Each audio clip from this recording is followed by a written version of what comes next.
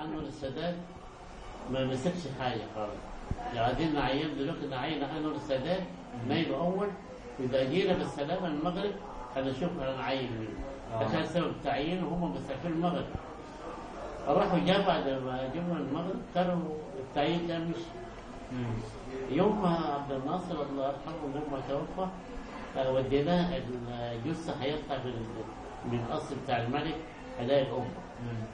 طبعا رجال الثوره قاعدين، كسب رجال الثوره موجودين عشان يمسكوا البلد.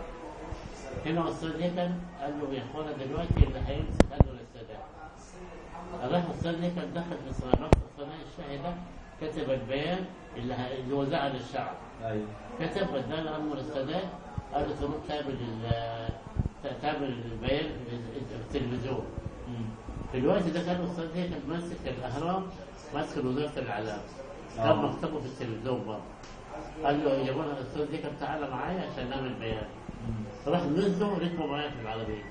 العربيه بتاع الاستاذ هيكل. الاستاذ هيكل طبعا لما مسك الوزاره ما جابش عربيه من الوزاره ولا جاب اي حد معاه، الا انا بروح الاهرام الساعه 8:30 صباحا، بروح الوزاره الساعه 10. بعدين هنا انور السادات بيقول للاستاذ هيكل فين عربيه الوزاره؟ ده عربيه الاهرام وسادتي معاه. الاستاذ هيكل قال لي انا ولا جبت عربيه ولا جبت سواق، انا سيادتي بدي اروح الاهرام الساعه 8:30 بروح الوزاره الساعه 10. بعدين انور السادات بيقول لي يا سيادتي تعالى بكره في راس الجمهوريه خد عربيه مرسيدس عشان الاستاذ هيكل. انا ما اعرفش هو رئيس الجمهوريه. انا ما ردتش، انا كنت زعلان عشان عبد الناصر. بعدين بيقول لي يا سيادتي انا مش بكلمك، انا كمان كلام السودان ان شاء الله يعني. بعدين هو عرف ان انا زعلان، بيقول لي يا سيادتي انا عارف انت زعلان عشان عبد الناصر، احنا كلنا زعلانين. دي حاجه الدنيا، قلت له ان شاء الله يعني.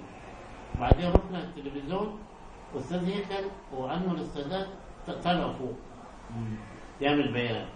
بعد كده الاستاذ هيكل ساب انور السادات رجع بيقول لي يا سيادتي انت بتحبني ولا رئيس الجمهوريه؟ قلت له هو مين رئيس الجمهوريه؟ قال لي ده انور السادات. قلت له يا بيه دلوقتي عربيه ايه اللي هو يقول عنه؟ اذا كان عبد الناصر لسه ما ينفعش يقول له خد عربيه، استاذ هيكل قال والله انا ولا عايز كلام ولا عايز الوزاره ولا عايز العربيه بتاع، انا بكره هقدم استقاله من الناس. والله ده حصل بينه وبين بتاع انور السادات يومين. حاجات كثيره عشت معاهم. وبعد كده حسني بقى اخبارك ايه معاه؟ لا حسني مبارك ما اتفقناش معاه. ما اتفقتش معاه لانه هو كان عند احمد بهجت. كنا بنروح عند احمد بهجت في كنا بنروح هناك في دريم. في جرين. كنا بنروح هناك الاستاذ كان بيسجل. ايوه هو بيسجل هناك مره، هو بيسجل راح بعته هناك قال له شيل حاجات من ايه؟ من الاستاذ هيك. حاجات كلامه. الاستاذ هيك لما عملوا كده مره والتاني رفض، قال لك انا لا يمكن ابدا حد يشيل منا اي حاجه، عشان كده هو ساب هنا راح بالجزيره. وبعدين ناس كتير جابوا الاستاذ هيك بيقول له يا اخي استاذ هيك ازاي انت سايب مصر انت تروح الجزيره؟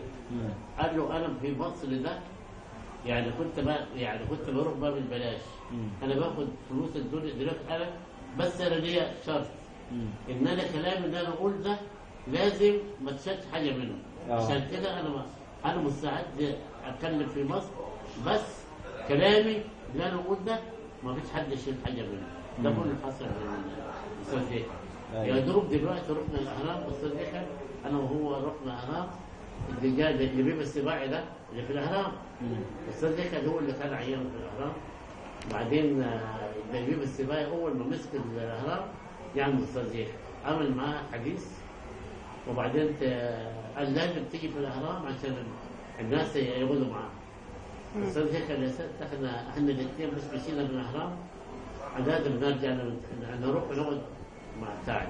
قلت له استاذ هيك هتكتب في البيزمان بصراحه قال لي لا هنروح بس عشان نقعد مع الموظفين الجداد عشان اتكلم معاهم. رحنا يوم كده قعدنا معاه من يوم الساعه 11 بالظبط، قعدنا لحد ساعتين كده في الصاله اللي باسم الاستاذ هيك في جنة الاهرام.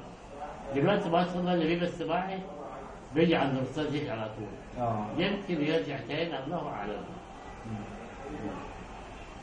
عامة يعني أنا سعيد جدا جدا إن إحنا اتقابلنا مع بعض، لأن أنا كده يعتبر بتعامل مع تاريخ طويل من أيام جمال عبد الناصر وأيام أنور السادات. والله ده حاجة شرف ليا والله يعني. وأنور السادات وأستاذ هيك أنور السادات في الآخر. نعم. ثاني يوم اتفقت هل نفسه جاي هنا. أول بعد عبد الناصر واحد البيتين يجي هنا نفسه. نعم. أستاذ هيك كتب في الأهرام تقول للرئيس ازاي تقابل هذا الرجل ده في مصر؟ مدرسة بحر البقر العمال ابو زعبر اللي ماتوا دول كلهم من سلاح الراجل ده. وبعدين انت بتقابل الراجل ده من غير اي فائده. الراجل ده بعد ما يمشي من هنا ده يستمر في الحكم 3 أسابيع. انور السادات كان يصلح علاقات بعد عبد الناصر بعد المثال. لما الفازكر كتب في المقاله ده انور السادات تبع سيد منعي، ابن سيد منعي حسن يتجوز بنت السادات. بعدين كلم سيد منعي انور السادات قال صاحبك ده يبطل، احنا عايزين نعلق علاقات بعد مكان، عايزين نعلق علاقات نرجعوا تاني. والسيد كان قال له سيد منعي اذا كان نفسه بعد ما يمشوا من هنا، اذا كان بعد اسبوعين 3 تعال كلموني. كان عنده قديم وطنجين بنفسه، كان عنده قضيه، الاستاذ كان عارف ان هو ده مش هيستمر في الحكم. ايوه زي ما هو قال والله ما كملتش الشام بالحكم. كيسنجر بقى يجي يروح اسرائيل يقابل انور السادات. كيسنجر والاستاذ كان كتب في الاهرام كيسنجر ده اصلا هو يهودي وكل طلباته مصلحه لليهود. اتكلم عن بتاع ده المشكله اللي حصلت بين السادات وبين كده. بعد كده اخر يوم اللي كان انور السادات في اسوان هو كيسنجر كانوا مجتمعين هناك. راح اسمه وزير خارجيه كان عبد الحميد كان وزير خارجيه. بعدين انور السادات قال للاستاذ هيكل وزير خارجيه تعالوا انا مجتمع تعالوا، انا وديته في المطار راحوا اسوان. هنقف بس ايه لغايه هنا كده لغايه ما انت وديته في المطار، وهنكمل بقى حلقه ثانيه. رحت هناك اسمعني بس راح نفس عميق. راح كيسنجر في اسوان، قعد هناك ما اتفقوش معاه. وكان وزير خارجيه وساكن في زمان. بعد كده ما اتفقوش قالوا له الاستاذ هيكل جاي رحت المطار، لقيت هم الاثنين جايين. بعدين وزير الخارجيه بيقول له الاستاذ هيكل احنا ناخد بعض في شيله، انا الراجل ده مصيبه كيسنجر سيبنا الرئيس. الاستاذ هيكل قال له والله انا ده تاريخ ما لا يمكن هو ما اتفق مع الراجل. ده كان سبب استاذ هيكل وانور السادات. ناخد نفس عميق من الانف كده ويطلع من ايه مره ايه مره كمان ده ويطلع حاسس براحه كويسه، رجلين كويسه. ايوه من بق طلع النفس من بق.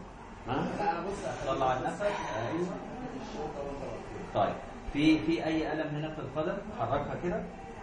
لا ما فيش الم، كله تمام. ما فيش الم، الاعصاب كويسه، العضلات كويسه. الحمد لله رب العالمين. عجبتك جلسات الفلكسولوجي دي؟ وبعدين اخر احكي لك اخر مره مع السادات عشان الاستاذ